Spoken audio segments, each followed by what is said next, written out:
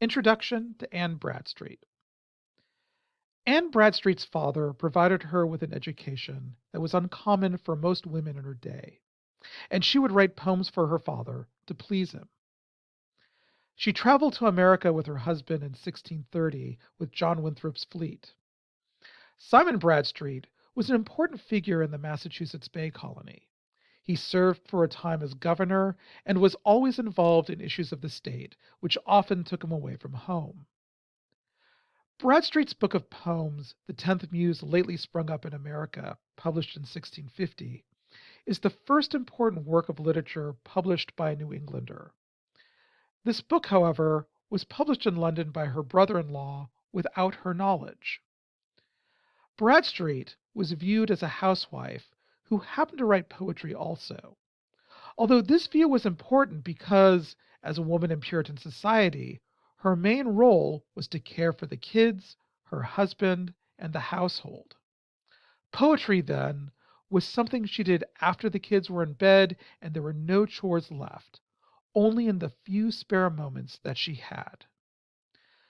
The book is preceded by a list of pledges from her brother in law and other men, testifying to the fact that she did indeed write these verses, which would be uncommon for a woman in her day.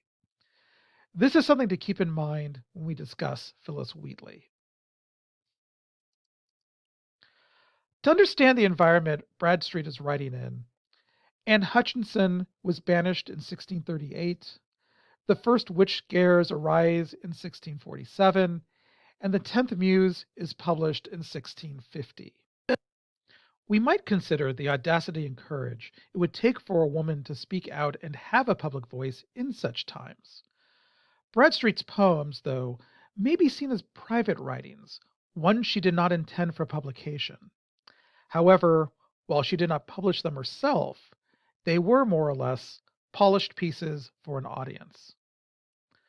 The poem the author to her book expresses her displeasure that her poems were published without her permission, although this is more a stance of feigned humility, and the cleverness of that poem suggests she had some pride as a poet.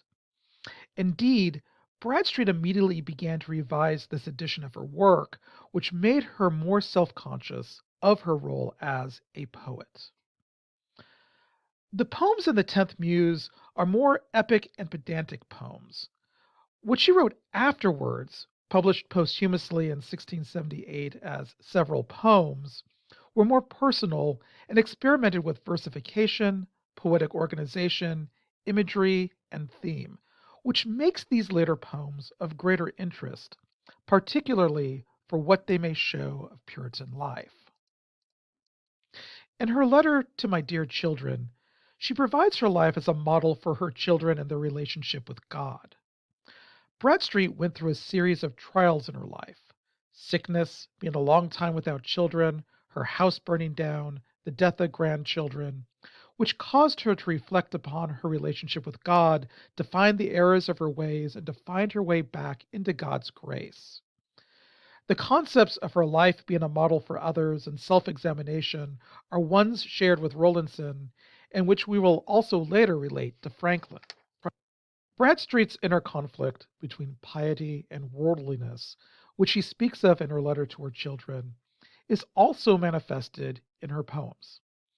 Indeed, some things to consider as you read Bradstreet's poetry: the conflict between earthly pleasures and spiritual thought, or Puritan orthodoxy, particularly as this is a way to better understand Puritan life. Indeed, you may consider how at times she questions God's purpose, but hides this in an orthodox stance. You may consider how she examines her own life, as Puritans were wont to do, what she learns from this, and how doing so reconfirms her religious nature.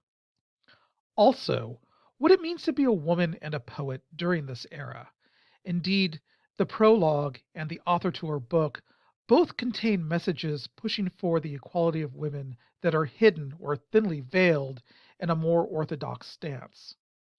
Finally, what we learn about public life versus private life of Puritans, particularly Puritan women.